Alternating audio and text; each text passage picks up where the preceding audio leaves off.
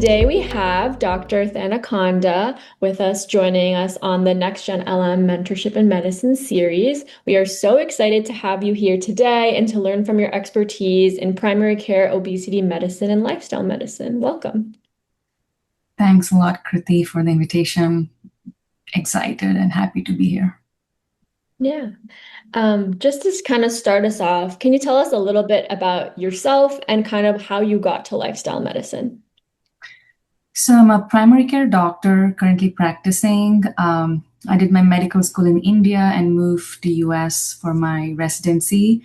I always wanted to do outpatient medicine, so primary care was a good fit for me after I tried different options for fellowship.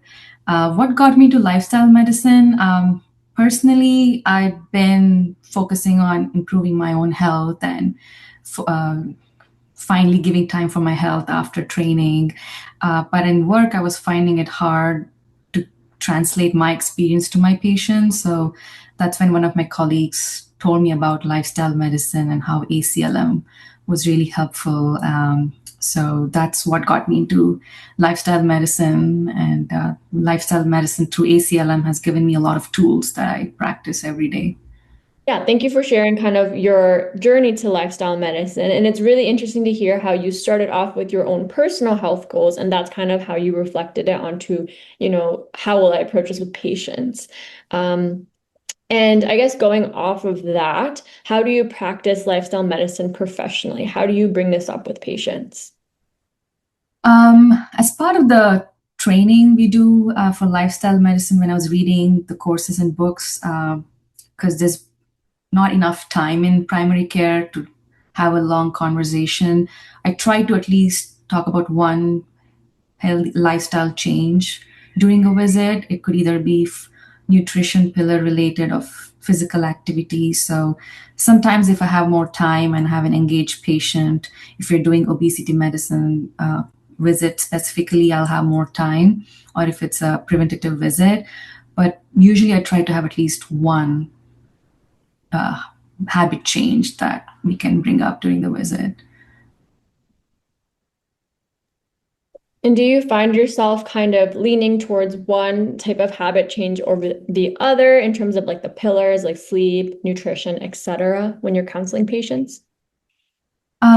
Since I'm also certified in obesity medicine, and a lot of patients kind of think food is the big thing for change, whether we talk about weight management or sleep apnea, a lot of times food ends up being the conversation. And around 70 to 75% of the population has a BMI that is unhealthy. So nutrition pillar ends up being the most common topic we talk about. Yeah. However, I would say if I'm talking about maybe anxiety or depression management or sleep or fatigue being a common complaint, I tend to pick and choose which pillar is more appropriate, because sometimes listening to what the patient is saying, I might guess that, oh, this patient has a lot of stress going on in life, has something stressful going on with work, so we might have to address their stress, or maybe they're coping their stress with substances. So that's when I tend to choose a different pillar. But a lot of times, nutrition is pretty common. Yeah, what I'm hearing from you is that food is coming up a lot with your obesity medicine patients. And I love that you mentioned you kind of counsel based on what the patient needs, and you're starting with just one actionable change, which I think is a very common theme that we see and a very effective way to counsel on lifestyle medicine. When you have your patients kind of going through these changes and setting these goals, what is a challenge that commonly comes up for them? One challenge I would say, there's so many, but I think the common theme I would say is patients don't believe that they can change. So a lot of times patients have tried a lot of lifestyle changes on their own, like trying a diet, trying a pill, trying a supplement. They discuss with their family and friends. So they've tried a lot of different interventions. And when they show up to clinic, a lot of times they're desperate, or they're kind of out of energy to try anything new. So when I tell them, why don't you walk 5 minutes instead of 30 minutes? Or why don't you set an alarm for like getting up a certain time? It feels like my advice or suggestions fall on deaf ears. So a lot of times changing the perspective of the patient or getting them to change, like from this different stages of change, going from pre-contemplation to contemplation, I would say that ends up being the challenge for me. Yeah, that's such a powerful message that a big barrier for patients is just their belief and their self-efficacy and like that they can or cannot change. And kind of Also, going back, oh, go ahead. want to add one more thing to that is that also the belief that as a doctor my job is just to give pills, so there's also that expectation like I'm here for medication, so why are you talking about all of the other things? So that's another barrier also to change, to let them know that sometimes medications are indicated and are important, which I do encourage. But sometimes along with the pills also you need lifestyle change, so that's one of the barriers. Yes, that's such an important reminder too that a lot of this comes with medication change and it's like side by side rather than one or the other. Yeah. Um, and kind of going off of what brought you all into this in the first place, what brought you to obesity medicine specifically? Was this something you pursued after residency, after practicing? Could you tell us a little bit about that? Sure. I would say it was just good timing because during residency, I worked with an attending who was practicing obesity medicine. She was one of the early certified doctors. So I was lucky that I had some exposure to how she counseled. And then when I started practicing in primary care, I noticed that I was bringing up the same conversation about obesity, addressing their cholesterol and their diabetes. So, but I realized that I didn't have the right tools to kind of translate my evidence-based medicine to a patient's language. I didn't have the right tools to have such conversations. So that's when I explored the ABOM pathway and learned there's an exam, and uh, I had to learn the physiology, the pathophysiology of obesity, and I realized that I didn't know a lot of it. So um, that one gave me a lot of tools to help a lot of my patients. Was there anything in particular that you learned through your fellowship that was surprising to you or something that you wish you had learned in medical school? You mean the obesity one? Um, I would say one thing specifically was I was taking care of underserved population, so it was challenging for me. It was somewhat discouraging as to how can I contribute. Like it's what I learned was, eat fiber, eat more vegetables, avoid processed food, which was easy for me to tell, but in reality, for my patients, it was just not possible. They had fixed income. Um, uh, they didn't earn a lot of money. So, what I learned through obesity medicine was, frozen vegetables are affordable, easily available, covered by a lot of the SNAP programs, and also very healthy. I had believed that eating fresh vegetables, farmers market was the best, or organic veggies or fruits was the best. But I realized that a lot of the frozen cut veggies, fruits were as healthy, if not a little more nutritious, because they are frozen at the site of harvest. And I felt so empowered to share that with my patients that, you know what, you're not trying to settle for less. You're actually getting a good kind of food by choosing the pre-cut frozen veggies and fruits. And I also wanted to walk the talk, so I started buying them myself to have like a stock of frozen cut veggies when I'm too stressed, too tired to cook or shop on my own. So that was something I learned through my obesity training. Yeah, I like that you share that with us. Now we all know frozen vegetables are just as good, if not better than fresh. And I love that you're also walking the talk as you counsel your patients. You do the same thing. Um, And I'm glad you bring up socioeconomic factors and, all these barriers outside of, just the patient-physician relationship.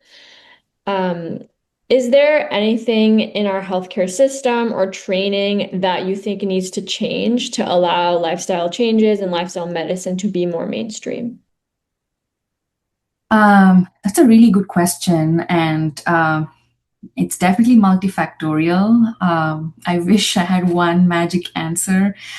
Um I would say at least to begin with, making it more accessible. So we know the SNAP benefits, for example, like I mentioned, really good resource for these patients. I've seen a lot of them being empowered uh, to access such foods. Um, I would say more coverage by insurance. So there's such good coverage for pharmacotherapy and surgical interventions. But a lot of the lifestyle medicine care also includes mindfulness therapy, cognitive behavioral therapy, and a lot of these patients with underserved population, for example, they need a lot more behavioral health support. The other group of patients that I take care of right now are more elderly, so they need more physical therapy coverage. So I would say for lifestyle medicine to be more mainstream, we need to have give it better access to patients for such therapies. And it's much better than before, but a lot of times that's a barrier for my patients who are on fixed income. They can't afford to pay a copay for a physical therapy session twice a week, every week. Nor can they arrange for babysitting when they go for their 1 hour session of cognitive behavioral therapy.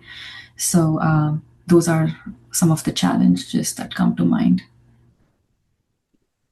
Yeah, I like that you mentioned like empowering patients to take advantage of the resources that are available, and then also kind of, advocating for more resources in general for like the government and things to kind of provide all of that. As you said, the progress can be slow.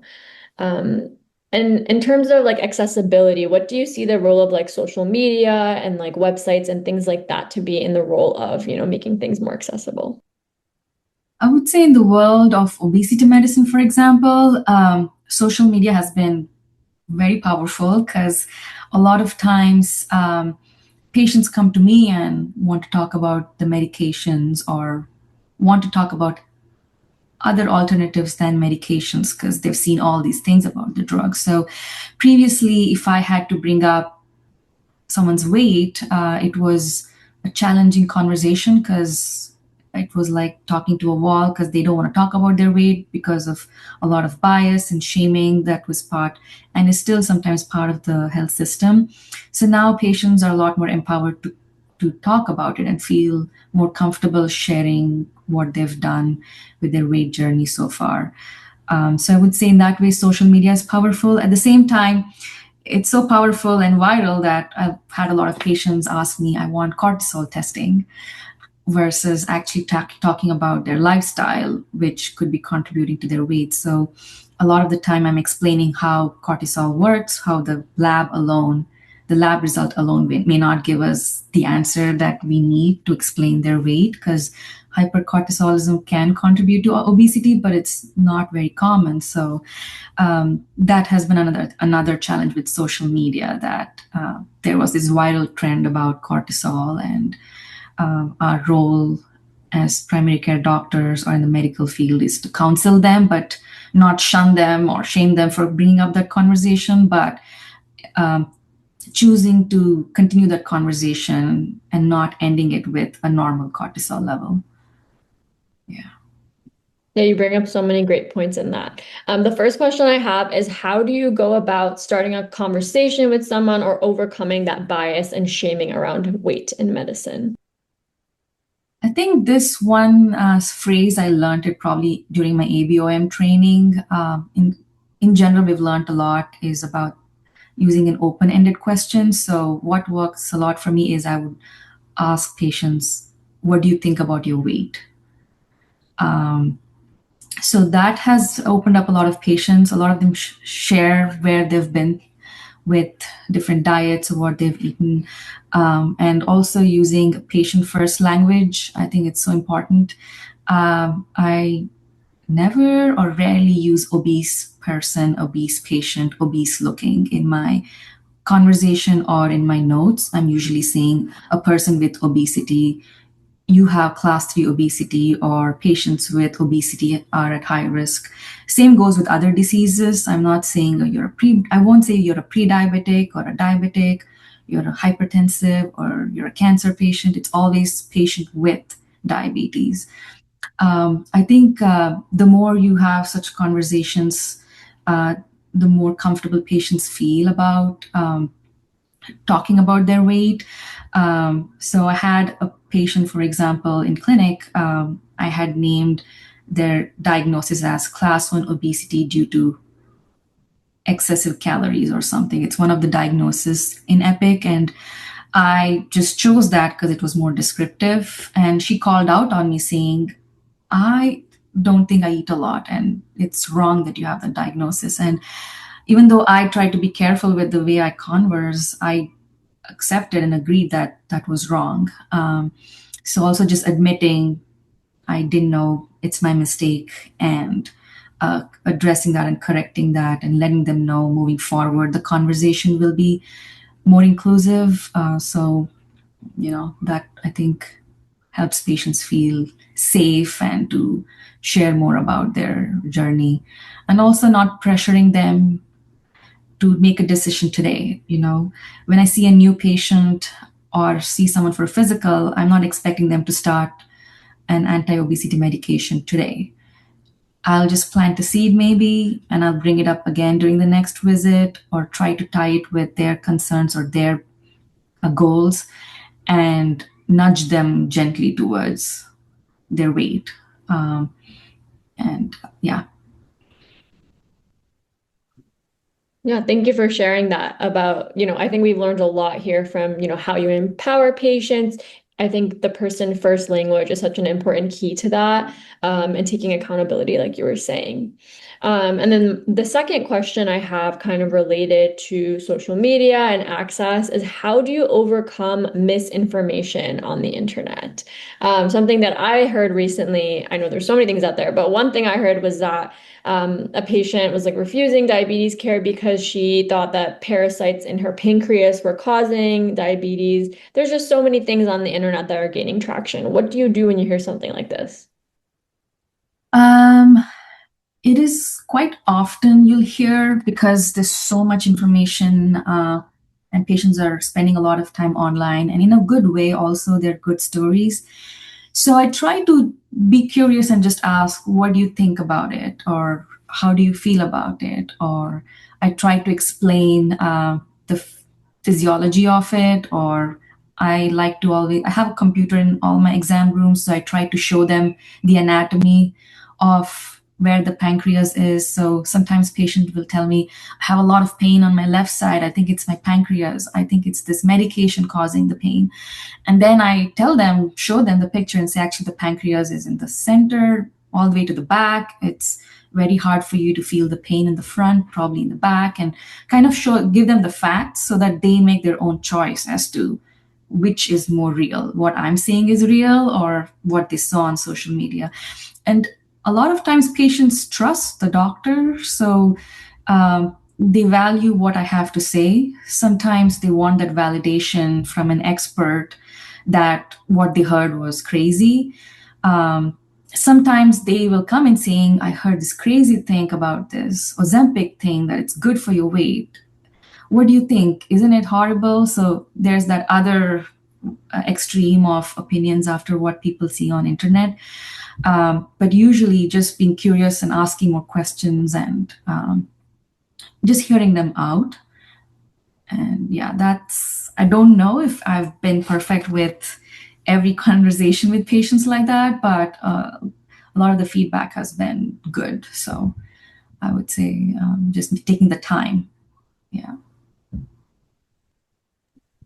And are there any skills or experiences that we should be seeking early in our medical training that you think would be beneficial for this type of counseling and just for, this type of care in general? Yeah, I think this brings us to primary care in general, and a lot of the specialists also have outpatient care. So the challenge in medical care right now is we only have 15 minutes, 20 minutes per visit. After all the rooming process, you don't even get as much time to talk to patients. So a lot of times I walk in and ask my patients, I had this in mind to discuss, but what questions do you have or what concerns do you have? Um, I try my best to get their whole list ahead of time, and I pick and choose which is a priority. So if they're having chest pain and are having heartburn or neuropathy pain, I will guide them and say, these two sound important. What do you think? And kind of get their buy-in to discuss important topics. And sometimes they will be like, this is more of a priority for me. Let's talk about it. So I try to let them run the show, but at the same time, I'm also guiding them to choose few topics.